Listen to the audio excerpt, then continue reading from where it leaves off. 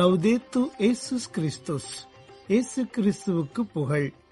தமிழ் கூறும் நல்லுலகில் வாழும் அனைத்து அன்புள்ளங்களுக்கும் வத்திக்கான் வானொலியின் வணக்கம்.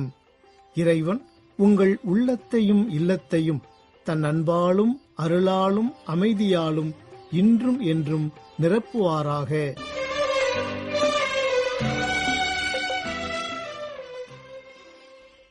அன்பு நேயர்களே, வத்திக்கான் வானொலி இன்று உங்களுக்கு வழங்கவிருப்பவை தடம் தந்த தகைமை, நேர்காணல் மற்றும் செய்திகள்.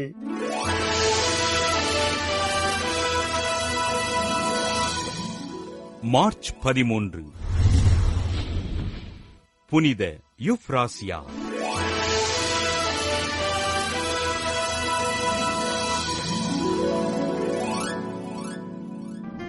இத்தாலி நாட்டில் கான்ஸ்டாண்டினோபிளில் வாழ்ந்த அரச குடும்பத்தில் கிபி 380 ஆண்டு பிறந்தார் யூப்ராசியா.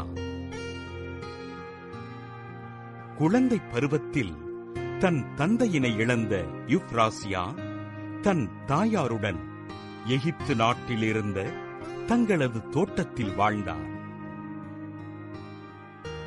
இறைபக்தியில் ஆர்வம் கொண்ட யூப்ராசியா தன் தோட்டத்தின் அருகில் இருக்கும் துறவு மடத்திற்கு சென்று கல்வி பயின்றார்.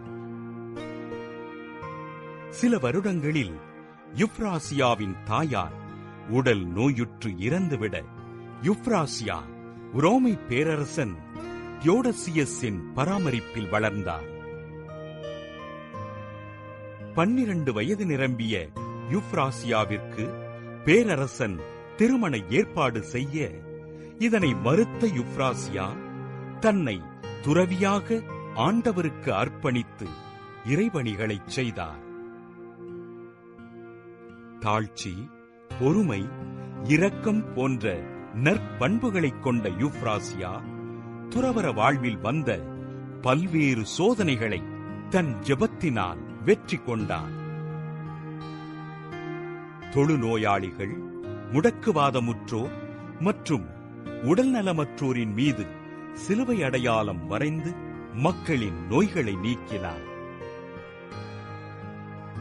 தனது வாழ்நாளில் தன் வல்லமையான ஜெபத்தின் மூலம் பல்வேறு புதுமைகள் செய்த யூப்ராசியா உடல் நலிவுற்று கிபி 410 ஆண்டு தன் 30வது வயதில் இறைவனடி சேர்ந்தார். அரச குடும்பத்தில் பிறந்து ஆண்டவருக்கு தன்னை அர்ப்பணித்து தாழ்ச்சியோடு வாழ்ந்த அருட்சகோதரி யூப்ராசியாவை திருச்சபை புனிதராக உயர்த்தியது.